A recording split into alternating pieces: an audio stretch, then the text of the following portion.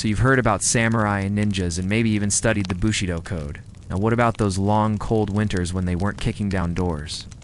Ever wondered how an entire nation kept warm without central heating? Strap in because we're diving into Edo Winter Survival Guide.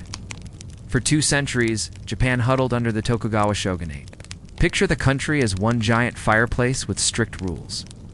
If you dared break them, you faced exile or worse, execution. There were no sweaters. They rocked loincloths. In Edo, survival meant layering up. What would you wear on a chilly Edo morning? First, start with the kasode, a thin linen underjacket. Next, add a dense cotton tunic with wide sleeves. Over that goes a waist-length haori, a lighter outer jacket, usually silk. And finally, a pair of sturdy pants tucked into geta sandals. Remember, hats, scarves, and gloves were rare luxuries. Your best bet, a woolen cap to keep your ears toasty. These outfits weren't just for looks, they were for function too. Each garment had a job keeping the cold out. And for the samurai, a status symbol. Their haori proudly displayed their rank in service, but there was a catch. Man, these fancy threads came at a cost, literally. The richer you were, the more fabric you could afford. Peasants layered rags on rags. Merchants, thanks to their growing wealth, could add a few more layers to their lineup. But these clothes weren't just about looking good or staying warm. They were also a way to show who you are. A merchant trying to sneak into the samurai class. Better add a few extra layers to your wardrobe. Inside the house, it was tatami time. Yep, those straw mats you've seen in old school movies. They were your ticket to a decent night's sleep. Just lay your futon directly on the floor. Snuggle up with your family and drift off to dreamland. No need for fancy beds or mattresses, but don't be fooled. Sleeping on a straw mat can be a pain. Sometimes it's hard to find a good spot, especially when your house is also your workplace. The rich might have had it a little easier. They could afford thicker, softer futons and a wooden frame to elevate themselves from the floor.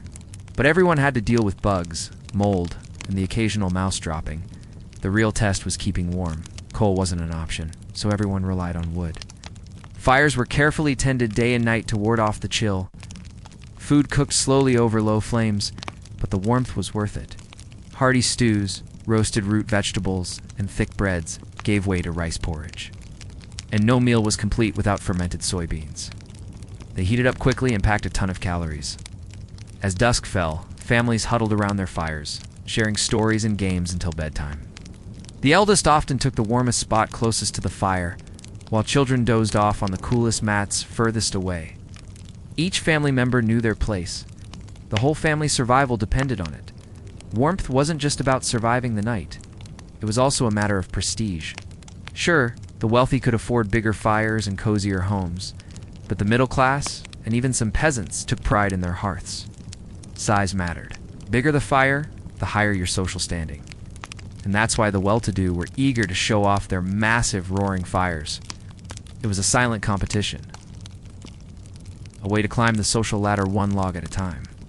In Edo, bathrooms were more like an afterthought. People bathed when they had the chance, usually only during special occasions. And laundry was even less of a priority. Dirty clothes were worn until they simply couldn't be worn anymore.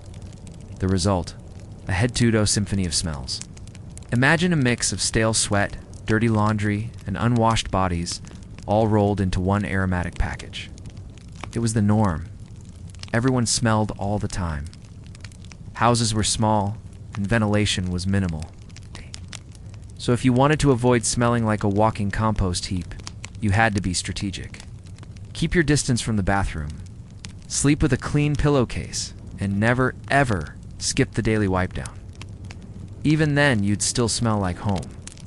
Edo was a world of rules. Break one, and you risked losing your head. Imagine living in a world where every step you take could get you killed. That was reality for many. Whether you were a peasant farmer or a powerful lord, life was a constant battle between survival and the risk of losing everything. In this world, even your feet weren't safe. Step out of line, and you could say goodbye to your toes. Step onto forbidden grounds, and you might end up homeless. Step into the wrong bathhouse, and, well, let's just say you wouldn't leave unscathed. Now picture this. You survived the night, the biting wind, the creaking house, and the constant threat of rebellion. But as the sun rises, a new set of challenges await. Like slipping on a banana peel, except instead of a banana, it's a sheet of rice paper, and the slip ends with you sprawled on a frozen puddle. Streets were slick with melting snow and ice, a skating rink without the fun. And then there were the cats. They lounged on windowsills, judging your every move. And if you accidentally brushed against them, well, consider yourself warned. Cats were more than just cute or fluffy. They were tiny tyrants ruling the roost. The slightest misstep, and you might find yourself facing the wrath of a feline overlord. They owned the house, the streets, and your nightmares. One wrong move, and you'd regret it for the rest of your life. From angry glares to razor-sharp swats, these felines were the true rulers of Edo. It wasn't all bad, though. Between bites of icy rice and near misses with grumpy cats, life went on. Kids played hopscotch, couples stole shy glances, and merchants plotted their next big trade. The Edo era wasn't just about hardship. It was about everyday life. Work, play, food, even flirting happened against a backdrop of constant struggle. Survival was the name of the game, and the players were ready. If you liked the video, then do 3 quick, easy, and fast things for me. Smash that like button. It helps the algorithm know that this video matters.